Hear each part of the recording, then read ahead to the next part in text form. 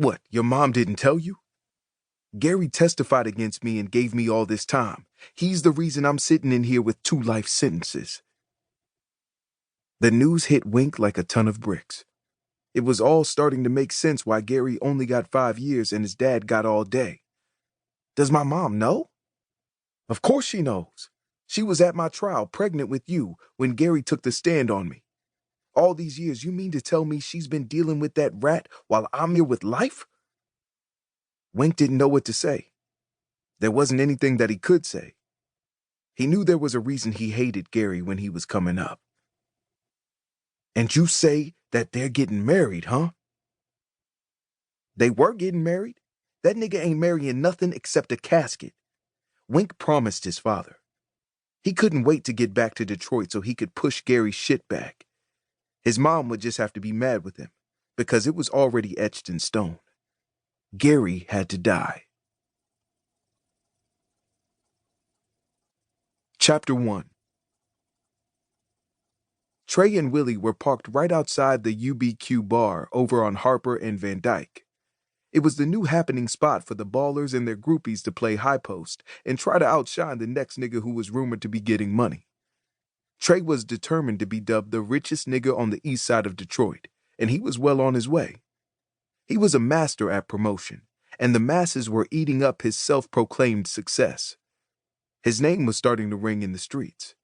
His license plate read T-Money on his new red Benz 500 SEL, and that was what everyone began calling him. Every head turned as people passed the Benz parked at the curb. T-Money was loving every second of it. He and Willie were getting their heads right with some good before they stepped up in the spot. I keep telling you, Will, you need to get on my squad. That little boy shit Wink got you out here doing is beneath you. Look at that old-ass caddy of yours parked over there. T-Money looked across the street at Willie's brown L-Dog. My youngin' is out here pushing them shits. You supposed to be in a Benz or a BMW.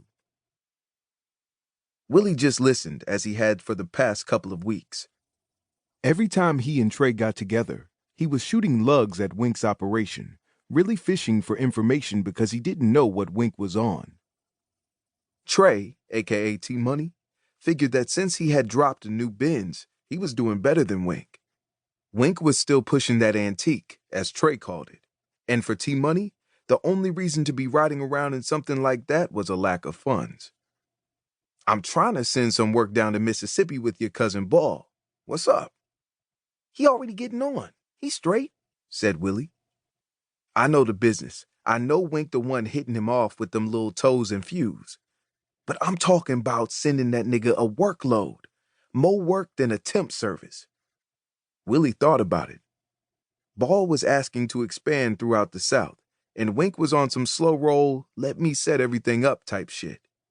He could see Willie's wheels turning, and the greed in his heart showed itself in his eyes. So he threw fuel on the fire. You can keep fucking with Wink with whatever y'all doing. All I'm saying is let me send some work down too. Wink don't own Mississippi, shit. We all took those trips, remember? Trey was referring to the past when all 3 of them used to drive down to Mississippi to set up shop. They began the operation down there and were a tight crew until it all went south and Wink got greedy.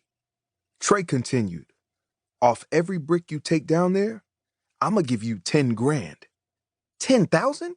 Repeated Willie. That was 8,000 more than what Wink was giving him. It's all on you, my nigga. Think about it and get at me. But right now, I'm about to slide up in here. Trey's eyes followed this petite chocolate little something into the bar. He reached for the door handle, and together they emerged from the Benz, looking like new money. T-Money, of course, being the boss. He was Gucci from head to toe, starting with the Gucci bucket hat, down to his Gucci gym shoes. His jewelry was on blast. Iced-out gold Rolex President with a matching bracelet and chain.